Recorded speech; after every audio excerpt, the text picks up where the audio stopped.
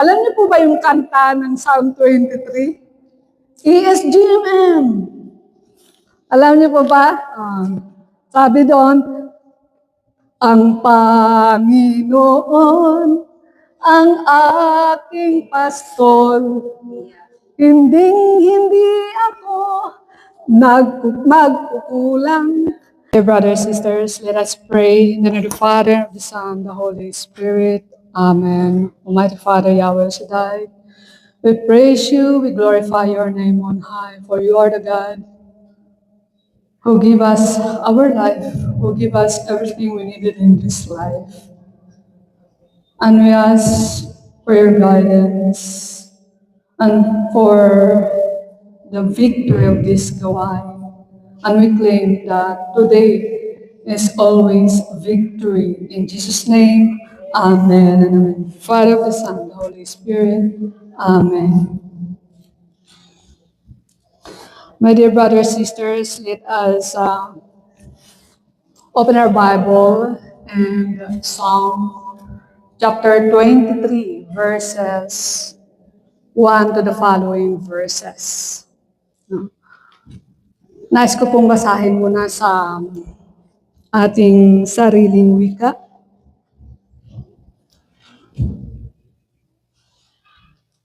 Handa na po ba mga anak ni Yahweh? Amen. It says, si Yahweh ang aking pastol, hindi ako magkukulang. Ako'y pinahihimlay sa mainam na pastulan at inaakay niya ako sa tahimik na batisan. Binibigyan niya ako niyong bagong kalakasan at sang-ayon sa pangako na kanyang binitiwan. Sa matuwid na landasi, doon ako inaakay. Kahit na ang daang iyo'y tumatahak sa karimlan, hindi ako matatakot pagkat ikaw ay kaagapay. Ang tungkod mo at pamalo, ang gabay ko at sanggalang. Sa harapan ng lingkod mo, ikaw ay may handang dulang. Ito'y iyong ginagawang nakikita ng kaaway. Nalulugod ka sa akin. Sa ulo ko ay langisan. At pati na ang saro ko ay iyong pinaapaw. Tunay na ang pag-ibig mo at ang iyong kabutihan sa saakit tataglayin habang ako'y nabubuhay. Doon ako sa templo mo lalagi at mananahan. Atin naman pong basahin sa English for those who are English speaking.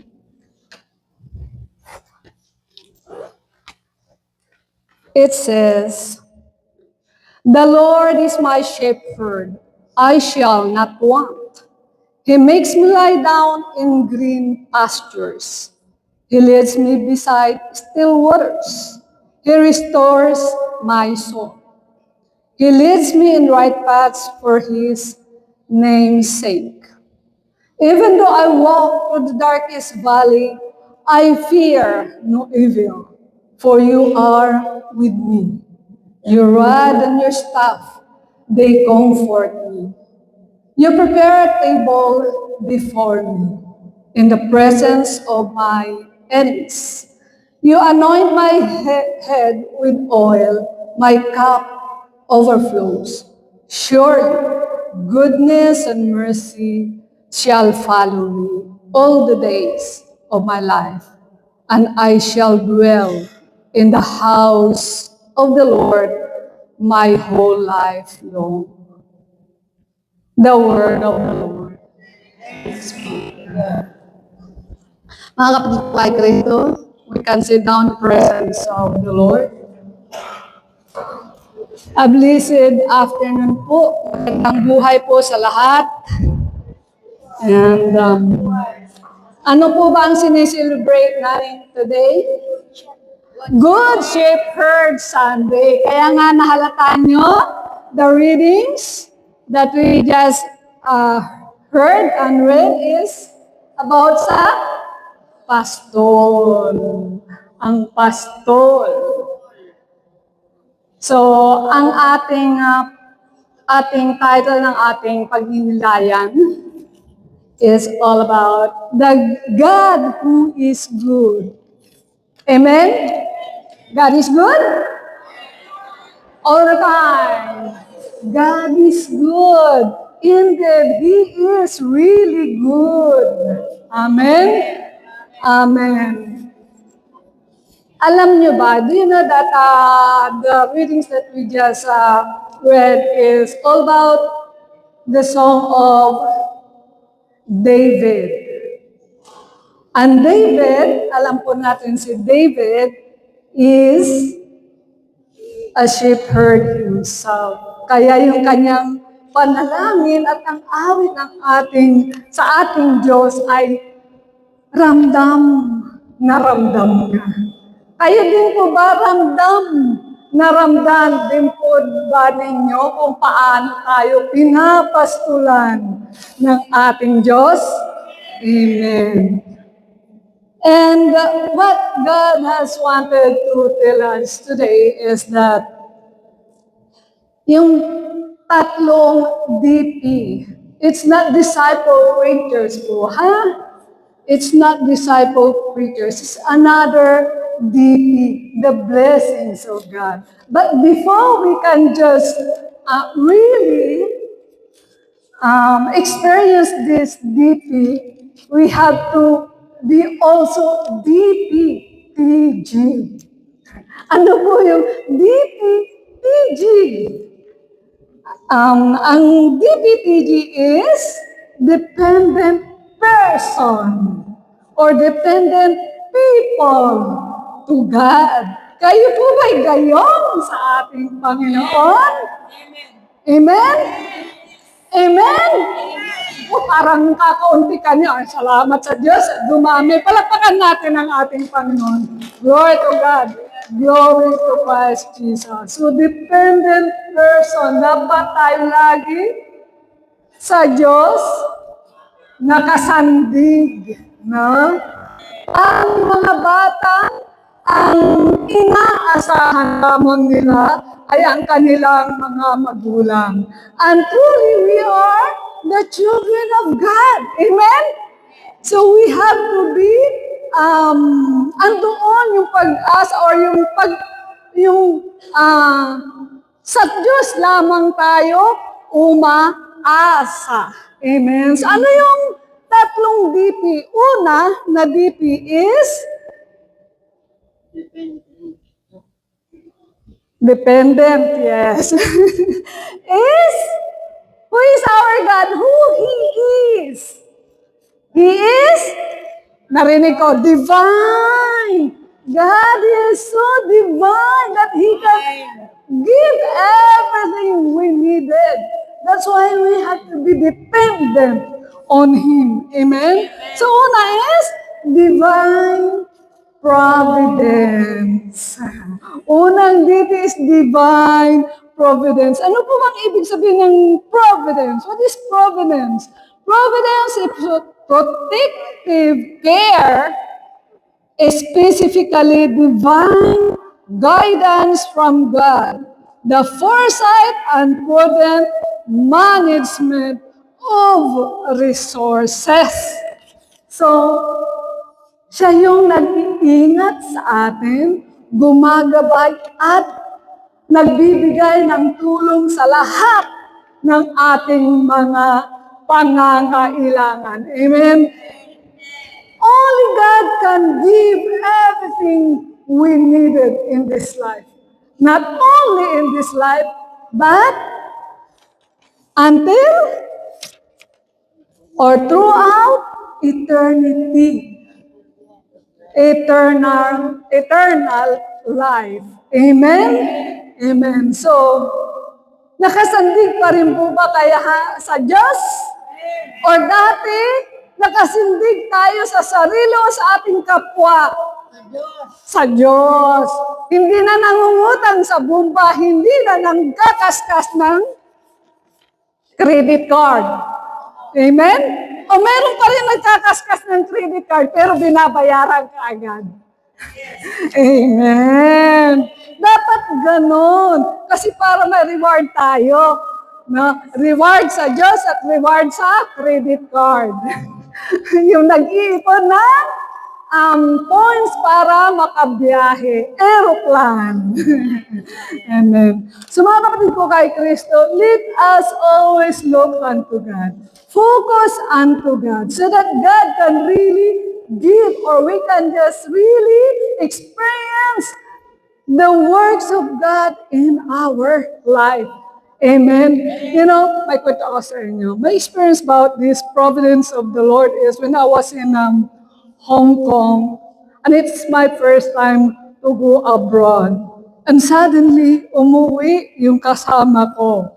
My work is to take good care of the old man and kunting linis lang. And nawala siya, umalis siya, sinukiwan ako. And we're waiting doon sa kapalit niya. Anong alam ko doon, di po ba? Hindi naman po ako sanay magtrabaho at lahat, mamalengke, mamlansya, maglaba, linis, matanda, and so on. So pagod na pagod ka afterwards. But then I asked the Lord for His providence that I can do all the things that I need to do, that I can do all the things in time, on time. And God really works in mysterious ways dahil nagkakaroon ako ng pahinga, even just for an hour, 2 hours paminsan, no? Nakakaidlip ako. That's the providence of God. The kalakasan and everything that I needed to really fulfill that works, no? Na pagtagumpayan ko. Dahil sa guidance ni Lord, sa talinong ibinigay ni Lord. Amen? Ganin din po ba tayo? Tayo ay, we always ask for the guidance of God before we do things in our life, before making decisions. Amen. Amen. Oh, so ilan lang? 3 lang yun. Do we ask God first for the guidance before doing things or making decisions? Amen. O, pangalawa, nadindi is divine protection. No? Divine protection. We need that because, 2 or 3 weeks ago, as I was meditating and at the same time praying, God reveals to me that this is the true battle, spiritual battle. And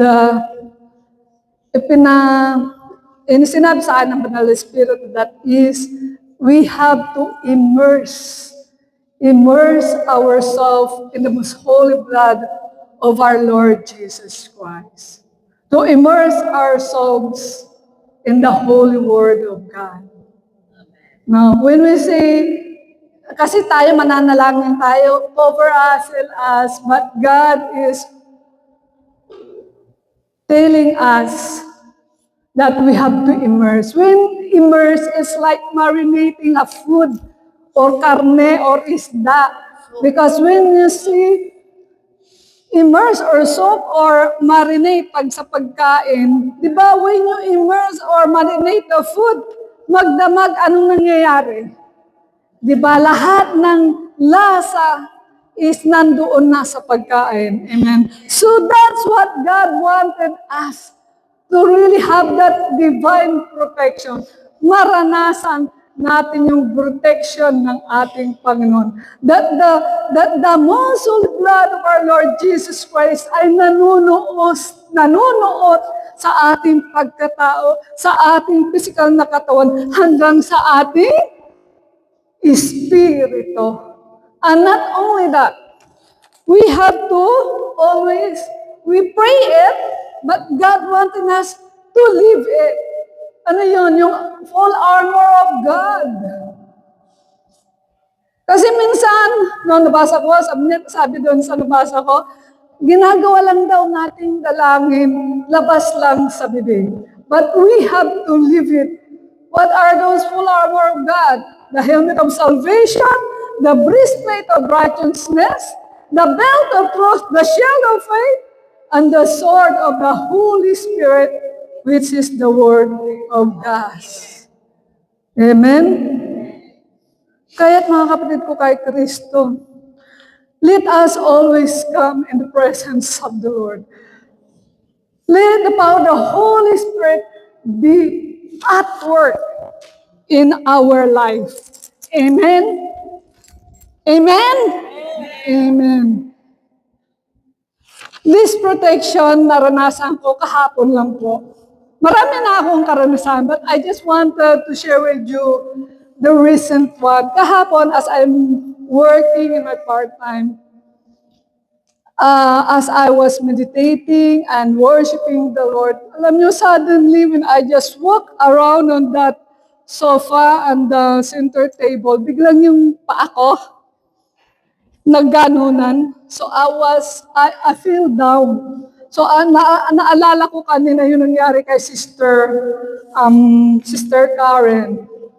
If not of the protection of God, baka nangyari din sa akin yun. But kasi talagang pagkatumba kong ganun, ang sakit ng aking tuhod and yung dito ko. But then, I feel that it's like I cannot stand. And then I ask the Lord. I pray to the Lord. I evoke the name of our Lord Jesus Christ. Jesus, Jesus, Jesus, as I am lying down. And then I stand up and continue the works. That's the protection of God. Divine protection of the Lord. If you only, lagi nating uunahin ang ating Diyos. Amen? Sa lahat ng pagkakataon ng ating buhay. And pangatlo is divine provision. No? Sabi sa Matthew chapter 5, verse 45b, He makes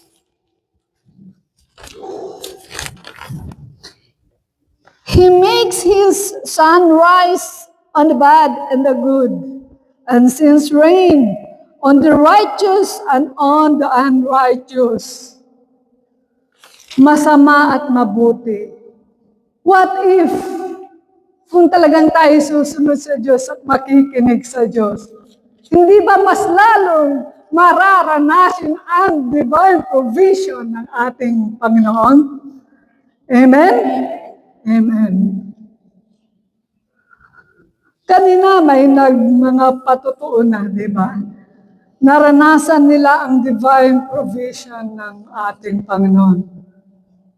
Kayo, kung uuwi kayo ng Pilipinas and you already have 150 euro in your pocket, are you going to go back in the Philippines to have a vacation? Yes! Oh, may sumagot na yes. How about the others?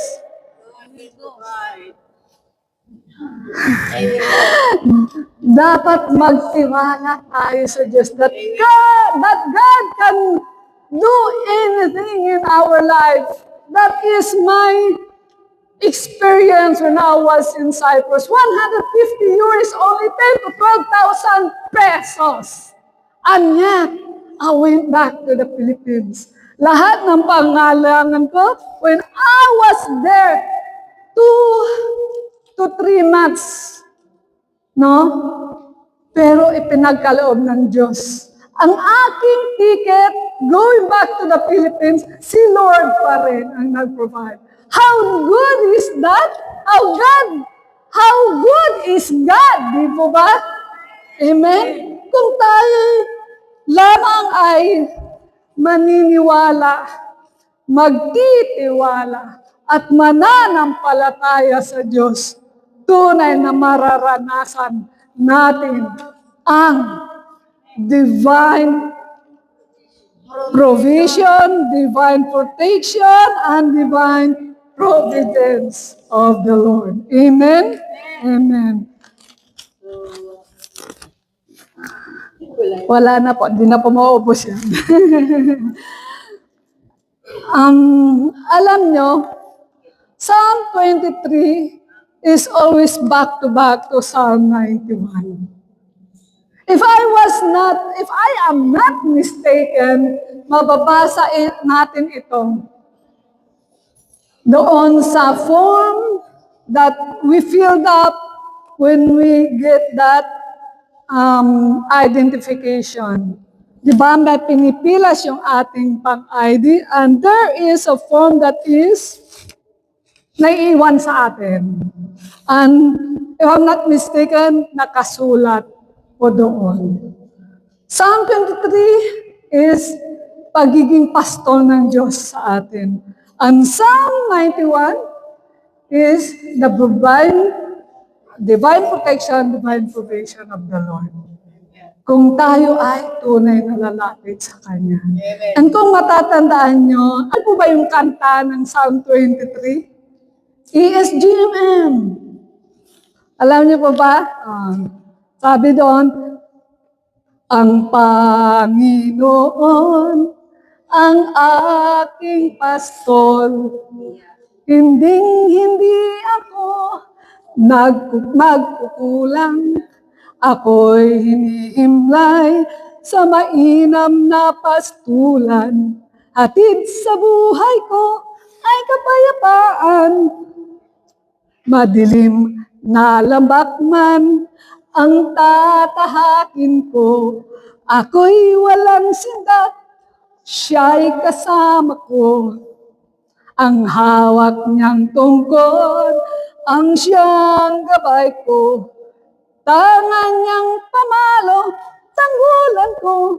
Sa gitna ng kawalan, di ako mawawalan. Si El Shaddai, ang aking kaagapay. Amen? Mga kapatid ko kay Kristo, let us stand up.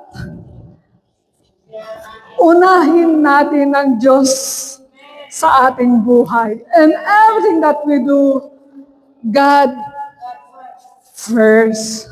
Focus on the Lord. Let us pray. In the name of the Father, and of the Son, and the Holy Spirit. Amen. Lord, help us to do your will. Lord, help us. Help us that we can really learn about you so that we can love you and we can serve you more. Just like the song that the choir had sung. We are yours forever. So Lord, use us according to your will, plan, and purpose in our life. And in the Father, and the Son, and the Holy Spirit. Amen.